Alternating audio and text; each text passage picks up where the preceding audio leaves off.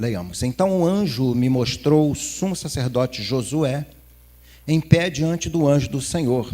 Satanás, o acusador, também estava ali, ao lado direito do anjo, e fazia acusações contra Josué. O Senhor disse a Satanás: eu, o Senhor, rejeito suas acusações. Eu, o Senhor, rejeito suas acusações. Satanás: sim, o Senhor que escolheu Jerusalém o repreende. Este homem é como uma brasa tirada do fogo. Josué continuava em pé diante do anjo, e suas roupas estavam imundas. Então o anjo disse aos que ali estavam: tirem as roupas imundas dele. E voltando-se para Josué, disse: veja, removi seus pecados, e agora lhe dou roupas de festa. Eu disse: também precisam colocar um turbante limpo em sua cabeça. E eles colocaram um turbante limpo na cabeça dele e o vestiram com roupas novas, enquanto o anjo do Senhor permanecia ali. Então o anjo do Senhor falou solenemente a Josué e disse: assim diz o Senhor dos exércitos: se você andar em meus caminhos e seguir meus preceitos, receberá autoridade sobre meu templo e seus pátios. Deixarei que ande junto com os outros que aqui estão. Ouçam, ó sumo sacerdote Josué e todos os outros sacerdotes, vocês são símbolo de coisas futuras. Em breve trarei meu servo, o renovo. Agora olhem para a pedra que coloquei diante de Josué, uma única pedra com 7 faces. Gravarei nela uma inscrição, diz o Senhor dos exércitos, e em um só dia removerei os pecados desta terra. E naquele dia, diz o Senhor dos exércitos, cada um de vocês convidará seu próximo para se sentar debaixo de sua videira e de sua figueira. Amém. Que o Senhor nos abençoe com essa palavra. Feche seus olhos e oremos mais uma vez. Senhor, meu Deus e Pai, Espírito Santo, fala conosco nessa hora pela Tua palavra. Abra nossos olhos, nossos corações, nossos ouvidos espirituais para compreendermos a palavra do Senhor lida, ó Deus, e que será aplicada aqui nessa noite a nós, a nossa realidade, ao nosso momento, ao nosso contexto. Ajuda-nos na compreensão da Tua palavra e fala conosco nessa noite, Senhor, pois é o que a nossa alma deseja e precisa, ouvir a voz do Espírito Santo. Obrigado, Senhor. Entregamos nossas vidas em Tuas mãos, em nome de Jesus. Amém, Senhor. Esse texto é um texto que mostra uma das visões do profeta Zacarias. Aliás, Zacarias é considerado o livro mais messiânico do Antigo Testamento, até mais do que Isaías, conhecido como um livro messiânico, o profeta messiânico. Segundo a W. Tozer, ele é também um dos mais difíceis de entender, por causa da complexidade das visões. E nessa visão em particular, né, esse capítulo 3, ele relata a 4ª visão do profeta. Qual o contexto desse livro, desse período? Após o exílio babilônico, no 2º ano do reinado de Dario, segundo o capítulo 1, verso 1, que diz que em novembro do 2º ano do reinado de Dario, o Senhor deu esta mensagem ao profeta Zacarias, filho de Berequias, neto de Ido. Esse sacerdote, sumo sacerdote, chamado Josué, é bom lembrar que não é o Josué, filho de Num, que levou o povo à conquista da terra prometida, mas é o sumo sacerdote Josué, do mesmo nome, filho de Josadaque. Então, esse capítulo 3, ele relata a 4ª visão do profeta, e essa visão que ele tem da parte do Senhor, ele vê o sumo sacerdote sendo acusado por Satanás e sendo justificado por Deus. Isso me faz lembrar do texto de Romanos 8, 33 a 34, que diz: quem intentará acusação contra os escolhidos de Deus? É Deus quem os justifica. Quem é que condena? Pois é Cristo quem morreu, ou antes quem ressuscitou dentre os mortos, o qual está à direita de Deus e também intercede por nós. Então, pensando nesse contexto e nesse texto, eu quero falar nessa noite aos novos pastores e a nós, pastores e igreja de Cristo aqui reunida, sobre o seguinte tema: Deus te escolhe e te justifica. Ele te escolhe, Ele te envia, Ele te respalda, Ele te justifica. Zacarias é transportado pelo Espírito de Deus ao lugar santíssimo, onde ele tem a visão. O templo era dividido em 3 partes. O pátio exterior, onde todos tinham acesso, e lá havia uma divisão para homens, mulheres e gentios. Homens judeus, mulheres judias e gentios ficavam separados nesse pátio. Esse pátio é referido no Novo Testamento quando Jesus chega e expulsa os cobradores, os negociantes, os comerciantes que comerciavam no pátio exterior, que era a ala separada dos gentios. E Jesus fala que esse lugar deveria ser chamado casa de oração, e eles estavam transformando em covil de salteadores, impedindo que os gentios pudessem estar ali, tendo a oportunidade de ouvir as orações e a leitura da palavra de Deus. Então, o pátio exterior, o pátio interior, onde somente os sacerdotes podiam entrar. E havia o lugar santíssimo, ou santo dos santos, que era um lugar reservado, onde ficava a arca da aliança, representando a presença de Deus, onde somente uma pessoa podia entrar uma vez por ano. E essa pessoa era o sumo sacerdote. Só ele podia entrar uma vez por ano. E Zacarias tem, na verdade, uma visão desesperadora para qualquer judeu. Por quê?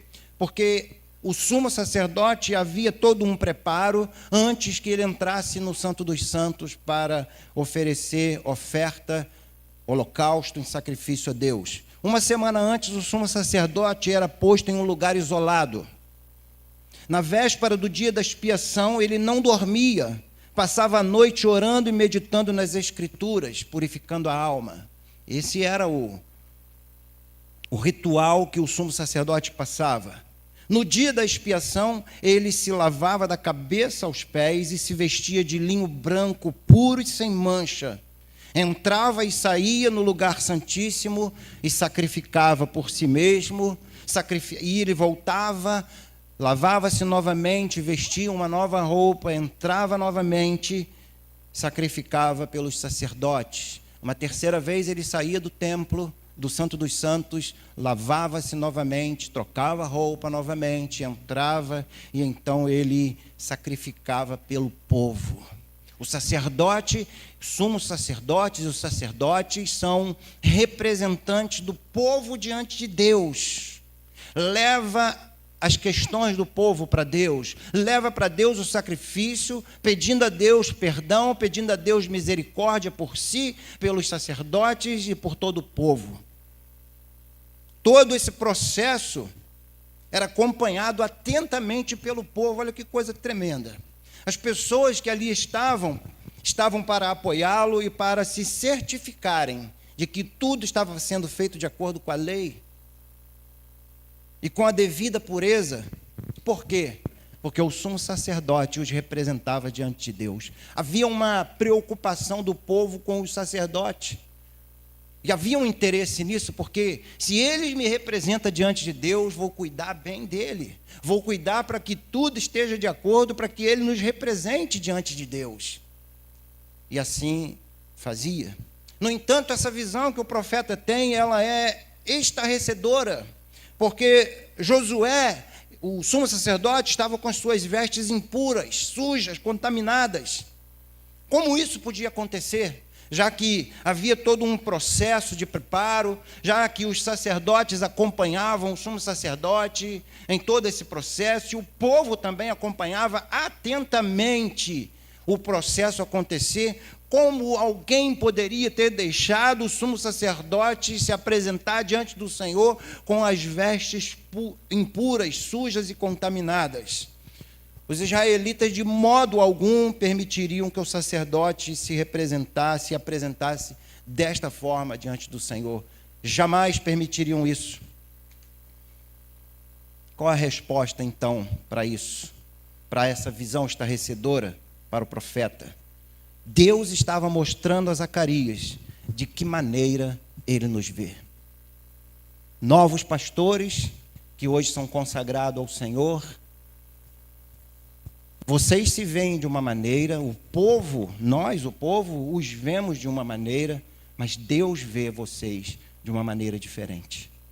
Deus olha o coração. Deus disse ao profeta Samuel, certa feita, quando foi na casa de Jessé, para ungir rei a Davi. E ele disse: Samuel, você está olhando errado, porque eu não vejo como vê o homem. O homem vê a aparência, o homem vê a performance religiosa, o homem vê o grau de conhecimento e de sabedoria. Eu vejo o coração. Deus vê o coração, Deus vê o interior. Deus vê onde está sujo e onde precisa ser limpo.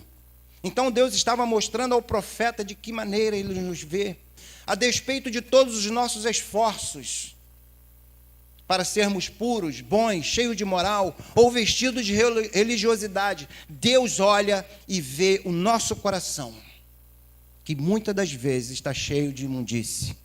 Muitas das vezes está impuro, muitas das vezes o nosso coração pode estar sendo contaminado por esse mundo, por essa vida, pelas ofertas que o mundo faz, pelas ofertas que o diabo faz para nos envergonhar, para nos derrubar e para nos maltratar e para impedir a ação do Espírito Santo em nós e através de nós. Para impedir, tentar impedir o avanço da igreja, ele tenta nos manchar, ele tenta nos induzir ao erro para que a gente fique manchado. Zacarias então percebe isso e não importa o que façamos, continuamos inadequados para estar na presença de Deus. Não importa o esforço, não importa toda a religiosidade que a gente possa ter e buscar, continuamos inadequados para estar na presença de Deus. Ninguém está suficientemente adequado para estar na presença do Senhor. Mas o texto diz, capítulo 3, do verso 4 ao 7, o anjo dá uma ordem: tirem as suas vestes imundas. Olha o verso 4.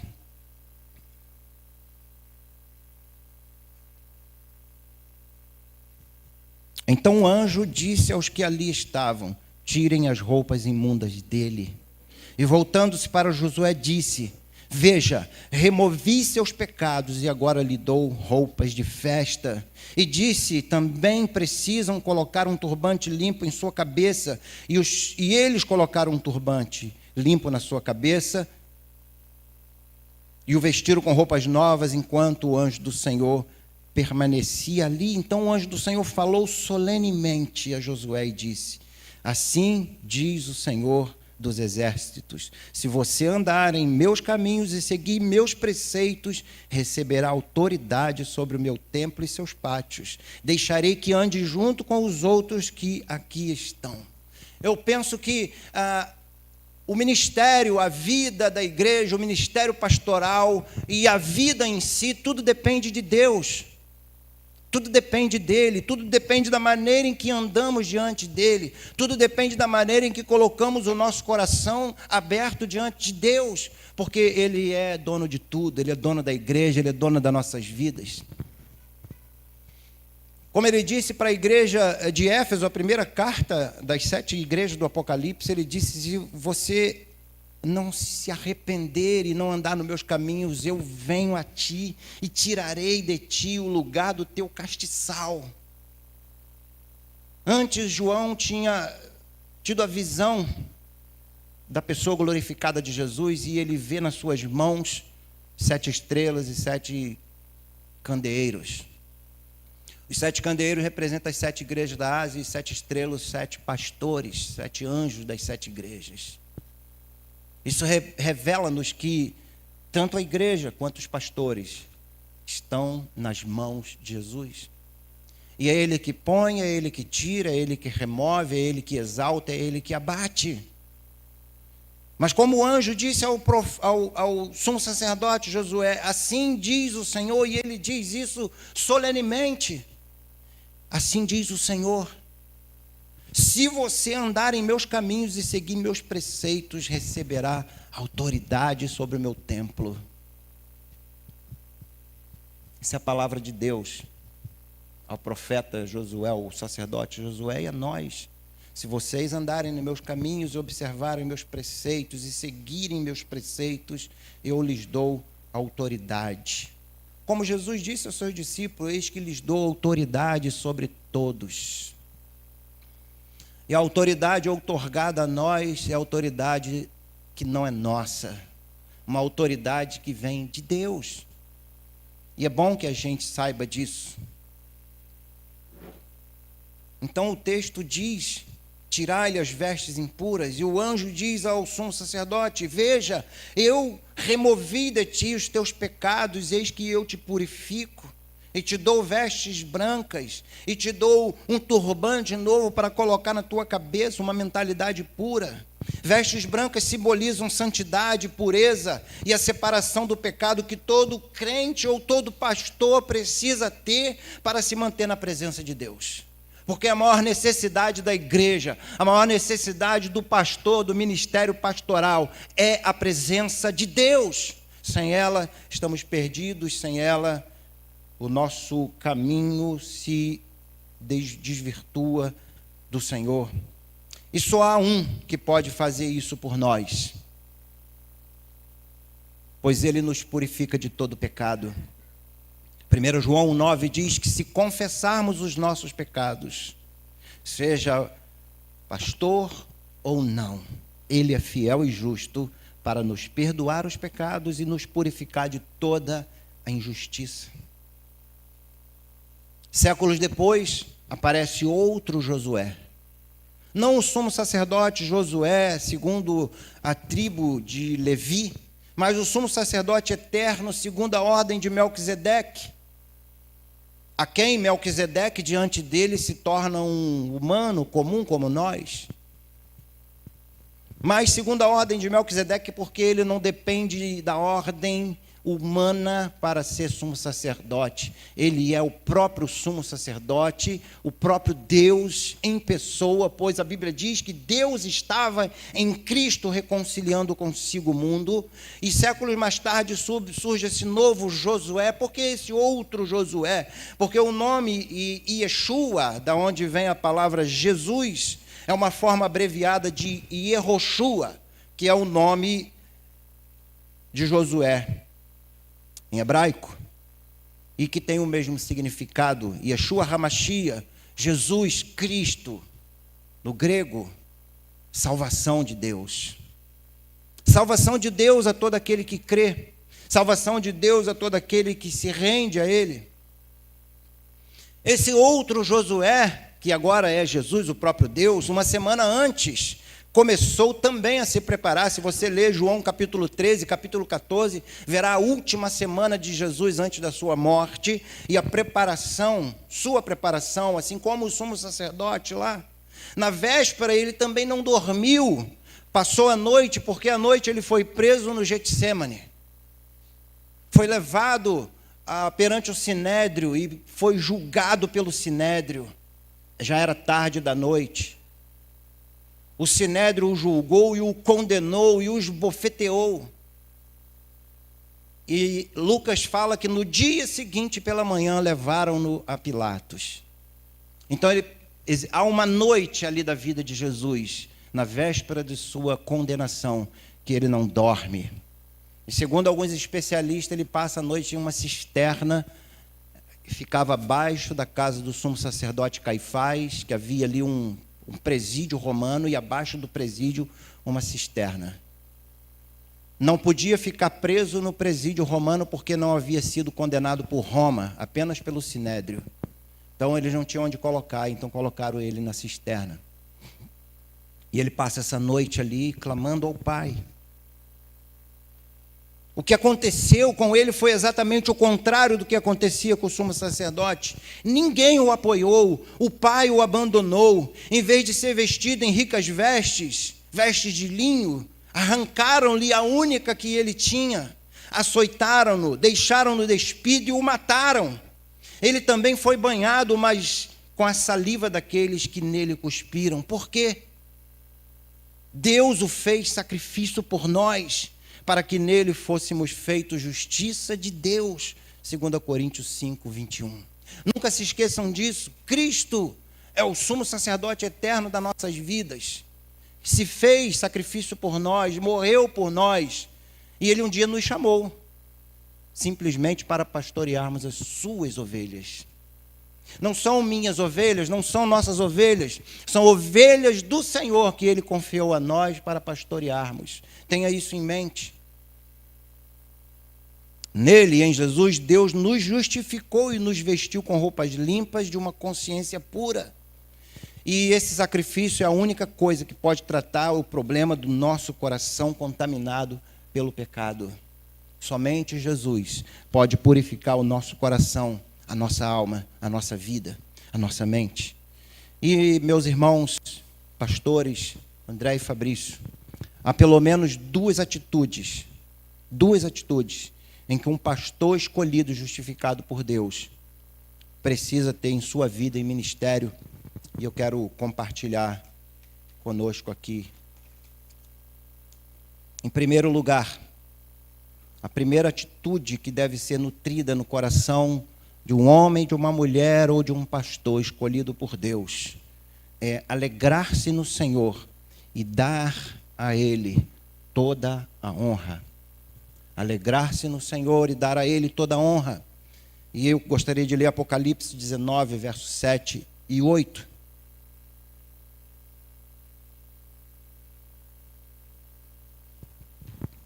Quando o anjo fala ao sumo sacerdote Josué, veja, todos os seus pecados estão sendo retirados, perdoados. Quando Jesus Cristo veio, ele disse a José, disse a Maria, o anjo disse a José e a Maria, ele salvará o seu povo dos seus pecados, eis que trago novas de grande alegria, que será para todo o povo, pois ele salvará o seu povo do seu pecado. Alegre-se no Senhor, alegrem-se no Senhor, como disse Paulo, outra vez digo, alegrem-se no Senhor, pois ele salvou a vossa alma. Acima do chamado pastoral está a salvação da alma. É por isso que no concílio começa com conversão e chamada. Porque se não é convertido, não pode ser chamado. Deus chama, respalda e capacita e envia. A sua alegria é o Senhor, a vossa alegria é o Senhor, mesmo diante das dificuldades e das acusações. Veja Apocalipse. Alegremo-nos, exultemos e a Ele demos glória, pois chegou a hora do casamento do Cordeiro e sua noiva já se preparou. É o verso 7 e verso 8. Ela recebeu um vestido do linho mais fino, puro e branco, pois o linho fino representa os atos justos do povo santo. Alegrem-se no Senhor. Mesmo que vocês estejam diante de dificuldades desafiadoras, alegrem-se. É fácil? Não. É muito difícil alegrar-se no Senhor, mas é perfeitamente possível.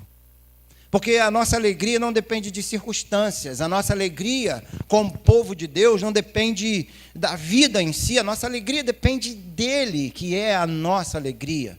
Ele é o motivo da nossa alegria. Então, a sua alegria primeira deve ser o Senhor, mesmo que vocês estejam debaixo de acusações do adversário, mesmo que o adversário use pessoas para acusá-los, desde que vocês tenham uma consciência limpa e pura diante de Deus. Alegrem-se. Porque Deus é tremendo, né? O pastor vai sofrer perseguição, vai sofrer calúnia, difamação, e Deus vai falar no coração do pastor: ora por essa pessoa. Glória a Deus, Deus é maravilhoso. E quando isso acontece,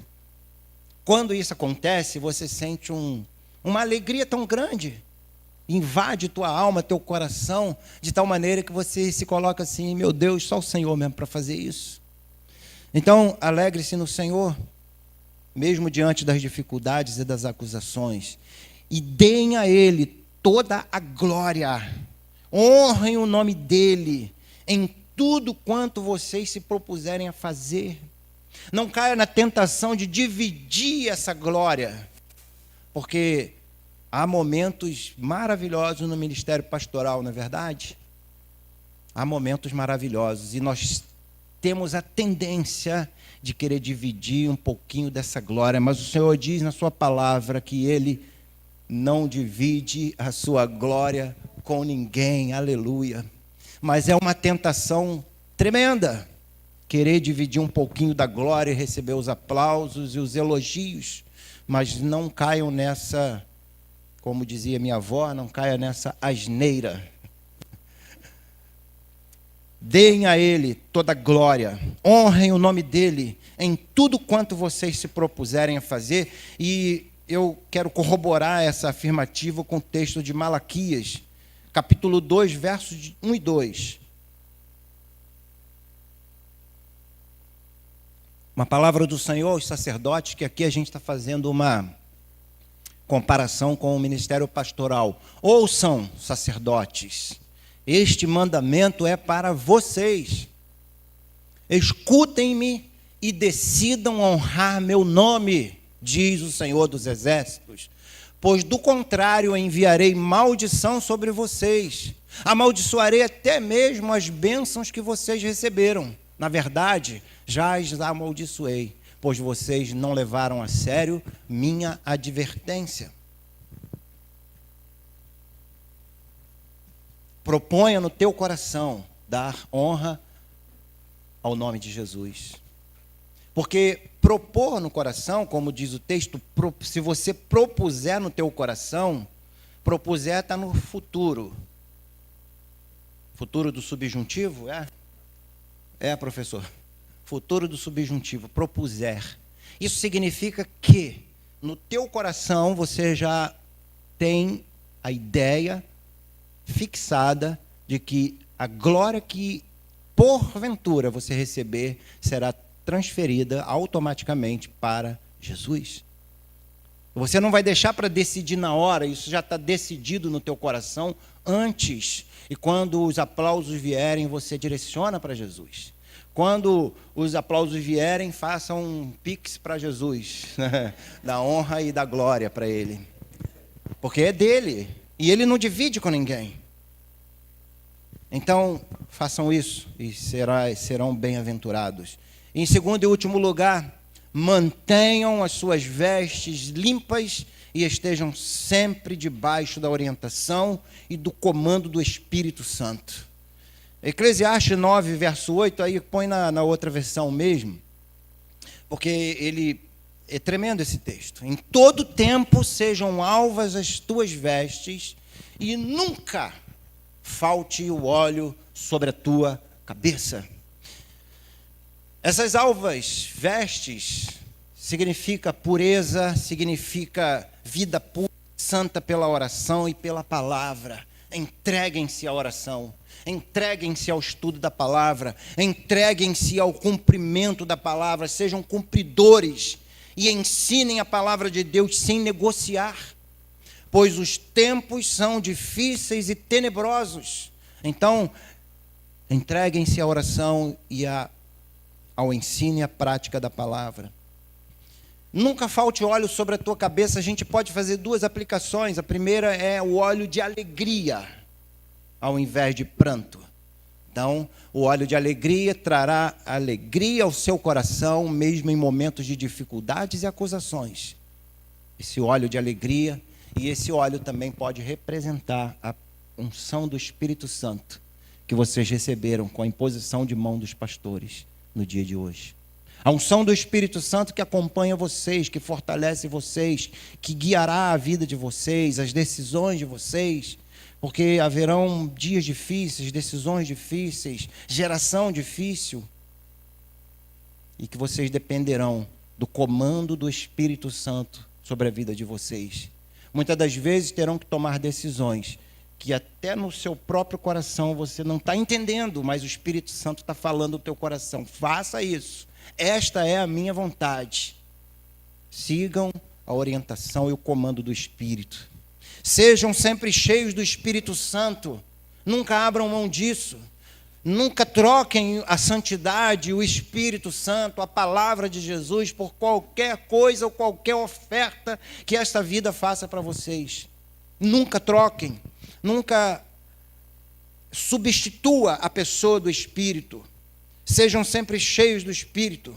Vocês vão pastorear uma geração desafiadora em um mundo que rejeita Deus. Vocês vão pastorear uma nova geração extremamente desafiadora, com ideologias desafiadoras, com atitudes desafiadoras que desafiam o próprio Deus.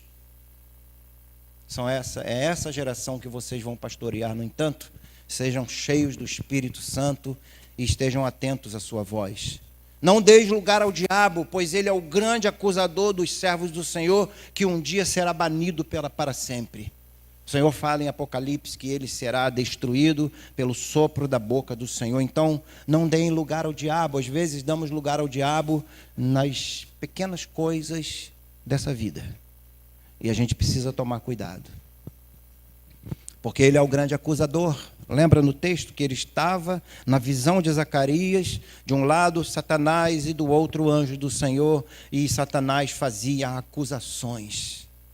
E o anjo do Senhor diz para ele: eu rejeito, assim diz o Senhor, eu rejeito suas acusações, e eu te repreendo. Quando o arcanjo Miguel disputava com Satanás a respeito do corpo de Moisés, fala lá em Judas, ele não ousou pronunciar nenhuma palavra de maldição, mas ele disse: o Senhor te repreenda. O Senhor há de repreender toda ação do diabo na vida de vocês. O Senhor há de repreender toda ação do diabo no lar de vocês, na família de vocês, no casamento de vocês. Mantenham puro o casamento, o leito sem mácula. Mantenham puro a educação e o tratamento dos filhos. Mantenham puro o coração e a mente diante do Senhor, para que Deus seja honrado através da vida de vocês. E o Senhor dirá para Satanás: eu te repreendo, porque eles são para mim como uma brasa tirada do fogo, que foi purificada para a glória do Senhor. Louvado seja Deus. Enquanto vocês e nós, pastores presentes e pastores chamados por Deus, estivermos no ofício pastoral, devemos vigiar, orar e viver em submissão ao Senhor Jesus, combatendo o bom combate, com a consciência de que a nossa luta não é contra a carne e contra o sangue, mas contra principados e potestades do mal. A nossa luta não é contra pessoas, a nossa luta não é contra pessoas que se levantam, a nossa luta é contra Satanás e suas hostes. E essa luta deve ser praticada, deve ser lutada com as armas corretas. Pois Paulo diz que as armas da nossa milícia, da nossa luta, não são carnais, mas são poderosas em Deus para destruir fortalezas. São as armas que o pastor deve ter para o bom combate. E ao final a gente poder dizer, né? Combati o bom combate, acabei a carreira, guardei a fé. Eu quero encerrar o sermão dessa noite com duas citações. Uma do puritano John Flavel e outra do Charles Spurgeon, príncipe dos pregadores, considerado príncipe dos pregadores, um homem de Deus. E eu gostaria de ler, preste atenção. Os labores do ministério esgotarão a medula dos seus ossos, apressarão a velhice e a morte. Eles estão bem ajustados em comparação com a labuta dos homens na colheita, ao sofrimento de uma mulher em trabalho de parto e às agonias de soldados na extremidade de uma batalha. Nós temos de vigiar quando os outros dormem. E, de fato, não é tanto o custo dos nossos trabalhos, como o desprezo deles que nos mata. Não acontece conosco como acontece com outros trabalhadores. Eles acham seu trabalho como o deixaram, mas nós não. Pecado e Satanás bagunçam quase tudo que fazemos. As impressões que deixamos sobre as almas do nosso povo num sermão desaparecem antes do próximo. Sim, temos de lutar em defesa das verdades que pregamos, bem como estudá-los até ficarmos pálidos e pregá-las até o ponto de desmaiarmos. Mesmo que o povo não ouça, quer ouçam, quer deixem de ouvir, pregue, para que você não se torne também casa rebelde. Receberemos peitos doloridos, dores nas costas e pernas trêmulas, mas se pudermos, por todos os meios, ser aprovados como servos fiéis de Cristo, ouviremos aquela voz saindo da sua boca: muito bem, servo bom e fiel. Louvado seja o nome do Senhor.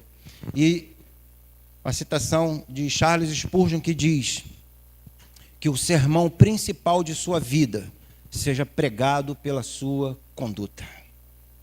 Acima das suas palavras, sua conduta. Esse seja o sermão principal da sua vida. E que o Senhor nos ajude na nossa caminhada como igreja de Jesus, como pastores de Jesus, a vivermos de maneira que agrade ao Senhor. Mesmo que muitas das vezes essa maneira de viver não agrade os outros ou não agrade a nós mesmos, mas certamente agradará ao Senhor se vivermos alegrando-nos mesmo diante dos momentos mais desafiadores e sombrios da vida, pois a nossa alegria não depende de circunstâncias, mas do Senhor. E uma vida cheia do Espírito Santo, uma vida de fé e pureza, revestidas do amor divinal. Que Deus nos abençoe em nome de Jesus. Amém? Vamos orar ao Senhor nesse momento, agradecendo Ele por sua palavra. E depois vamos cantar, vamos louvar o nome do Senhor. Feche os seus olhos. Senhor bendito, Deus santo e poderoso, louvamos o Teu nome, Senhor, pela Tua palavra que sempre fala ao nosso coração. Obrigado porque somos tratados pelo Senhor cada dia. Todos os dias o Senhor tem tratado de nós como um pai que cuida do filho ao qual ama, um pai que corrige o filho ao qual ama. Assim o Senhor tem feito conosco. Eu te agradeço pela Tua palavra que nessa noite nos desafia, Senhor, não só aos novos pastores, mas aos pastores, a mim, a igreja do Senhor e a todos aqui presentes, a vivermos uma vida na presença de Jesus, o nosso sumo sacerdote eterno, o pastor querido das nossas almas. Como diz a Tua palavra, o Senhor é o meu pastor. Senhor, que eu viva para Te agradar, que cada um de nós possamos viver de maneira agradável ao Senhor. Abençoa André e Fabrício, Senhor, nesta caminhada a qual eles iniciam, que eles sejam cheios do Espírito Santo e que eles vivam de maneira agradável ao Senhor todos os dias das suas vidas. Oramos em nome de Jesus. Amém, Senhor.